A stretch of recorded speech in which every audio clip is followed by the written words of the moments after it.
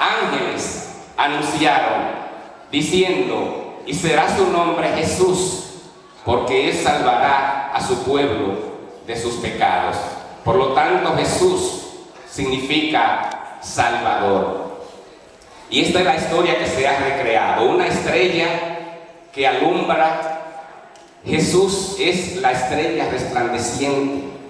Venía del linaje de David, venía según la carne con una genealogía, y es por eso que Mateo en su evangelio comienza hablando de la genealogía del Señor, de que vendría de la simiente de David. Juan, por otro lado, habla de su eternidad, diciendo que Él fue en el principio. Los profetas Miqueas, Isaías hablaron de su origen muchos siglos antes de que el nacimiento se efectuara, y realmente el nacimiento del Señor irrumpió en la historia, marcando un periodo de esperanza. Y yo les voy a invitar a que vayan conmigo al libro del profeta Isaías, que fue quien más habló acerca de este acontecimiento que se recrea en esta mañana.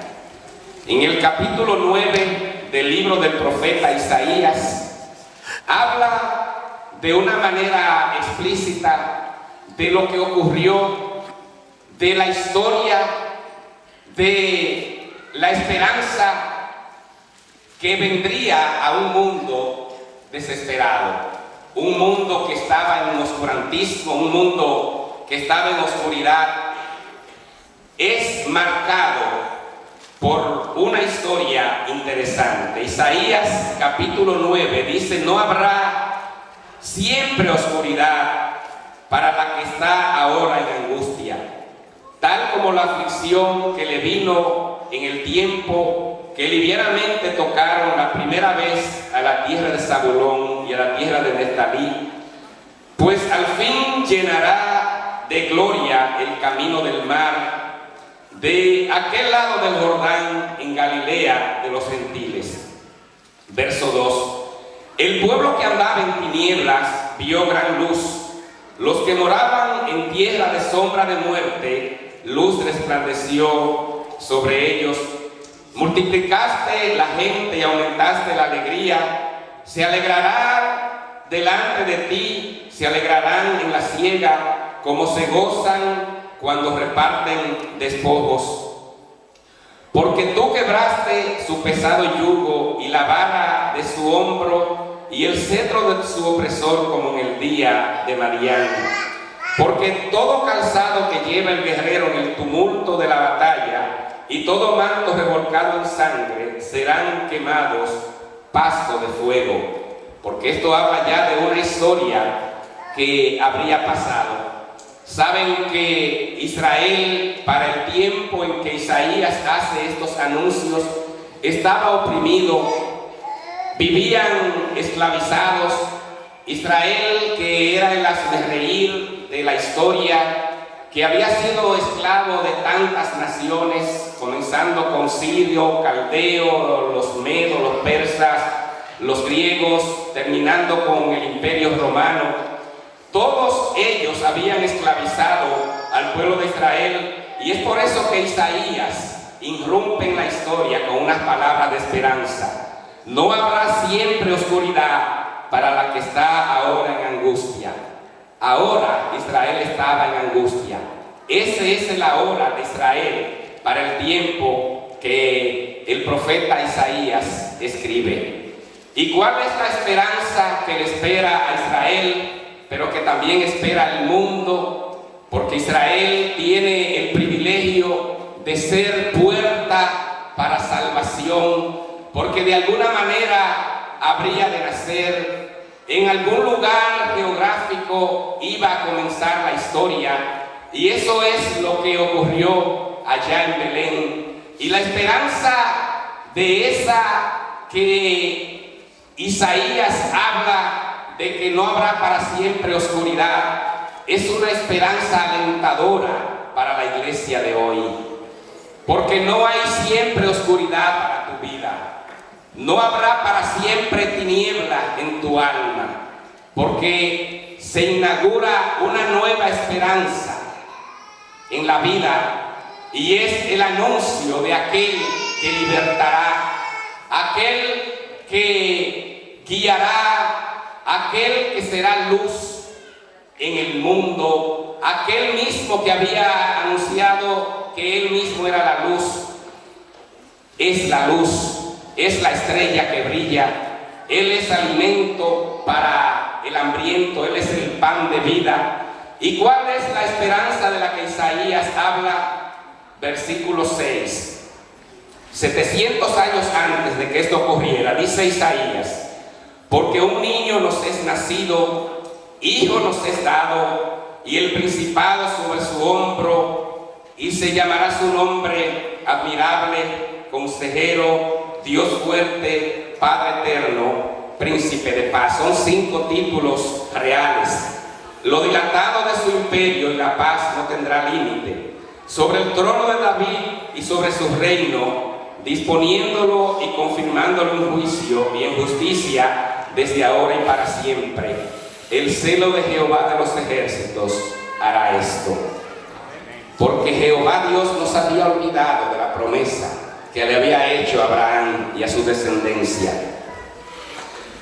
Un niño es nacido. Es lo que veíamos acá en el altar. La representación de un niño que ha sido enviado al mundo. Niño es nacido, hijo ha sido dado. Y comienza Isaías hablando de títulos, hablando de distintivos que marcarían la vida de este niño nacido.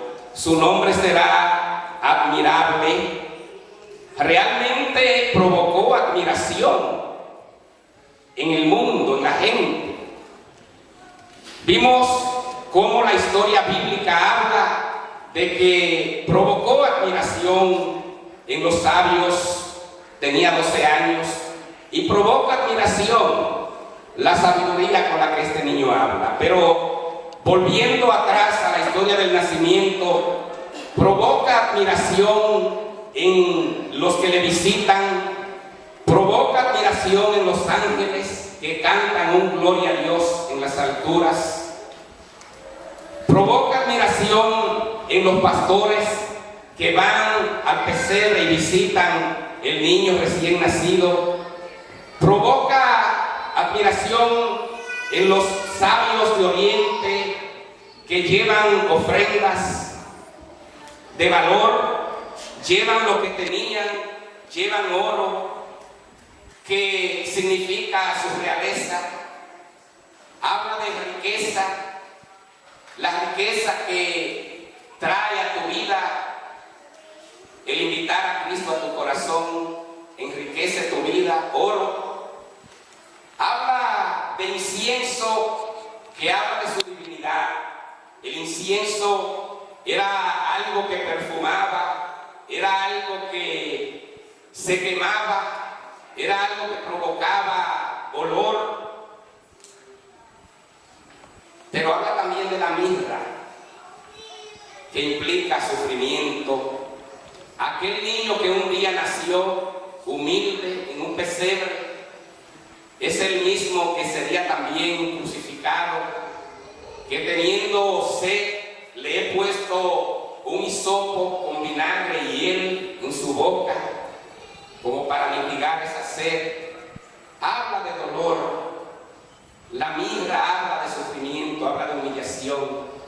Y todo esto ocurre en esta época de la historia que se remembra o se recuerda en estos instantes. Habla de títulos, además de admirable, habla del consejero. Él es el gran consejero. ¿Cuál de ustedes no ha tenido o ha estado pasando por situaciones difíciles y encuentra consejo en las palabras del Señor? Encuentra el consejo para aquel que se siente oprimido. Encontró consejo a aquellos que estuvieron en angustia Marta, María, encontraron el consejo del Señor. Encontraron el consejo del Señor aquellos que estaban atribulados, aquellos que estaban pasando por situaciones horribles, aquellos que se sentían oprimidos, encontraron consejo en el Señor. Consejero, Él es tu consejero. ¿Cuál es la situación tuya? Yo no la conozco, pero Él es tu consejero en ese momento de dificultad. Hay palabras de esperanza en el Señor. Precisamente así, ese era el propósito de su avenimiento al mundo. Era el propósito por el cual Él había irrumpido la historia humana. Dice que sería esperanza para los oprimidos. Él mismo se presenta un día y dice: el Espíritu del Señor está sobre mí, porque me ha ungido para traer esperanza, para traer paz, para traer libertad a los oprimidos, para dar vista al ciego, para dar libertad a los cautivos, para proclamar el año agradable del Señor. Que este sea tu año agradable, porque hay esperanza en el Señor. Hay paz en todo aquel que se acerca al Señor.